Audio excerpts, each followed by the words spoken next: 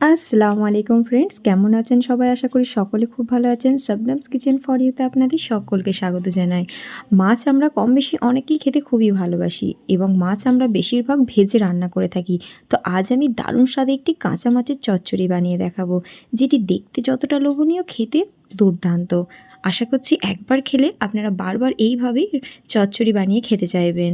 এবং যারা তরকারিতে কাঁচা মাছ খেতে চান না, আশা করছি তারা তো বারে বারে এরকম কাঁচা মাছ দিয়ে রান্না করতে চাইবেন। তাহলে চলুন দেখে নিই আজ আমার দারুণ স্বাদের কাঁচা মাছের চচ্চড়ি। প্রথমে দেখুন, এখানে আমি রুই মাছ নিয়েছি, দুটো বড় বড় সাইজের রুই মাছ নিয়েছি। এবারে রুই মাছগুলোকে আমি 4টে কি 5টা করে টুকরো করে নেব। এখানে আমি মাছটাকে খুব ভালো করে ধুয়ে জলটা ঝরিয়ে নিয়েছি। এইবারে দেখুন, এইভাবে করে আমি টুকরো করে নিলাম মাছগুলোকে, বাকি মাছটা আমি এইভাবেই টুকরো করে নেব। তো এখানে আমার এটা 4টে টুকরো হলো। তো আমি এখানে বাকিটাও টুকরো করে নিয়েছি, আর তার সাথে একটা দেখুন, আমি একটা পেটি ছিল, পেটিটাও টুকরো করে নিয়েছি। পেটিটা 4টে টুকরো হয়েছে। তো আমার এখানে এই কটা টুকরো হলো। এবার এগুলোকে মশলা মাখিয়ে নেব। প্রথমে দিয়ে দেবো এখানে 1/2 টিস্পুন গোলমরিচের গুঁড়ো। এখানে আমরা ভাজবো না, জাস্ট মশলাটা মাখিয়ে নেব। দিয়ে দেব আধখানা পাতিলেবুর রস। এতে করে মাছটা যতটা সফট হবে আর কোনো রকম কাঁচা গন্ধ থাকবে না। এবারে এর মধ্যে আমি অ্যাড করে দেব 1/2 teaspoon Kashmiri red chilli powder, আর দিয়ে দেবো এখানে 1/2 টিস্পুন মতো হলুদ গুঁড়ো। এখানে খুব বেশি মশলা দেওয়ার মাছে দরকার নেই। এবারে মশলার সাথে মাছগুলোকে খুব ভালোভাবে মাখিয়ে নেব।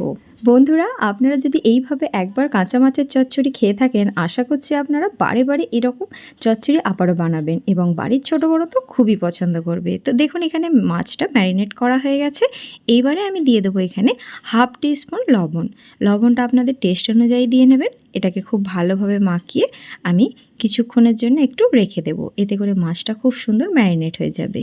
এবারে দেখুন, আমি এখানে মাছটা রান্না করার জন্য খুব সরু সরু করে পেঁয়াজ, 3টে বড় সাইজের পেঁয়াজকে টুকরো করে নিয়েছি এবং এখানে আলুকেও সরু সরু করে কেটে নিয়েছি। এখানে আলুটা যত ঝিরিঝিরি করে আপনারা দিতে পারবেন, খেতে দারুণ লাগবে। এখানে নিয়েছি টমেটো কুচি, দুটো বড় বড় সাইজের টমেটোকে টুকরো করে নিয়েছি, আর নিয়েছি এখানে মটরশুঁটি, আর এখানে আমাদের মাছটা তো রেডি আছে। প্রথমে কড়ার মধ্যে আমি 1/4 কাপ সরিষার তেল অ্যাড করে দিচ্ছি। এখানে সরিষার তেলটা একটু বেশিই লাগে চচ্চড়ির ক্ষেত্রে। এবারে কেটে রাখা পেঁয়াজের মধ্যে হাফ পেঁয়াজটা আমি দিয়ে নেব। এটাকে একটু ভালো করে তেলের সাথে কিছুক্ষণ ফ্রাই করে নেব। বন্ধুরা, আপনাদের কাছে আমার একটাই রিকোয়েস্ট, যারা আমার চ্যানেলে নতুন, আমার চ্যানেলকে যারা এখনও সাবস্ক্রাইব করেনি, তারা আমার চ্যানেলকে অবশ্যই সাবস্ক্রাইব করে দেবেন এবং পাশে থাকা বেল আইকনটি ক্লিক করে দেবেন। তাহলে আমার নিত্য নতুন রেসিপির ভিডিও আপনাদের ফোনে নোটিফিকেশান চলে যাবে। এখানে আমি কেটে রাখা আলুটা দিয়ে নিয়েছি এবং দিয়ে নিয়েছি পেঁয়াজ, বাকি যে পেঁয়াজ টুকরোটা আমার বাকি ছিল, এবং আমি এখানে মটরশুঁটি, টমেটো সব কিছুই অ্যাড করে দিলাম, আর এখানে 4টে কাঁচা লঙ্কা দিয়ে নিয়েছি। এবারে খুব ভালো করে এগুলোকে কষিয়ে নিতে হবে, কোনো রকম মশলা না দিয়ে একটু ভালোভাবে এগুলোকে ফ্রাই করে নেব আমি কিছুক্ষণের জন্যে। এই চচ্চড়িটা খুবই কম সময়ের মধ্যে ঝটাপট আপনারা রেডি করে নিতে পারবেন। তো দেখুন, আমি এইভাবে কিছুক্ষণ খুব ভালো করে ফ্রাই করে নিয়েছি। আলুর কালারটা আপনারা দেখেই বুঝতে পারছেন একটু চেঞ্জ হয়ে গেছে। এই পর্যায়ে আমি 1/2 টিস্পুন আদা রসুন বাটা দিয়ে দেবো, এখানে 1/2 টিস্পুন হলুদের গুঁড়ো, এবং দিয়ে দেবো এখানে 1.5 teaspoon Kashmiri red chilli powder. এতে করে একটা সুন্দর কালার আসবে। এখানে আমি অ্যাড করে দেব 1 টিস্পুন জিরে গুঁড়ো। এখানে আর কোনো রকম আমি ধনে অ্যাড করব না। এবারে দিয়ে দেব 1 টিস্পুন লবণ। এখানে লবণের পরিমাণটা আপনাদের যেমন প্রয়োজন হবে সেই তেমন বুঝে দিয়ে নেবেন। তো এবারে মশলাটাকে খুব ভালো করে কষাতে হবে। এখানে যত ভালো করে কষাবেন, চচ্চড়ির টেস্ট অসাধারণ আসবে। এইভাবে আমি 5 থেকে 7 মিনিট খুব ভালোভাবে কষাবো। কষাতে কষাতে দেখবেন একটা সময় আমাদের এই খুন্তির মধ্যে তেল উঠে আসবে, তখন বুঝে নিতে হবে চচ্চড়িটা একদম পারফেক্টভাবে কষানো হয়ে গেছে। দেখুন, এখনই দেখতে কতটা লোভনীয় লাগছে। আমি আপনাদের দেখাই, দেখুন কি করে বুঝবেন। আশা করছি আপনারা দেখে বুঝতে পারছেন। এখানে খুন্তির মধ্যে তেল একটু উঠে আসছে, তো এই পর্যায়ে জানবেন এখানে একদম ভালোভাবে কষানো হয়ে গেছে। আমি কোনো রকম জল ইউজ করিনি, যেটুকু আলু থেকে বেরিয়েছে তার মধ্যে আমি এটা কষিয়ে নিয়েছি। এবারে এখানে ডুবো ডুবো করে আমি জল দিয়ে নেব। আমি এখানে হাফ জল দিলাম। এবারে টুকরো করে রাখা ম্যারিনেট করা মাছগুলো আমি এর মধ্যে একে একে দিয়ে নেব। এরপরে আমার প্রয়োজন যতটা পড়বে ততটা আমি জল দিয়ে নেব। একটু ডুবো ডুবো পর্যন্ত জলটা দিয়ে নিলে খুব ভালো হয়। এতে করে যেমন আলু, মটরশুঁটি এবং মাছগুলো খুব ভালোভাবে সিদ্ধ হয়ে যাবে। এবারে এটা যখন একটু ফুটবো হবে তখন এই পর্যায়ে আমি কিছুটা ফ্রেশ ধনেপাতা কুচি এখানে অ্যাড করে নেব।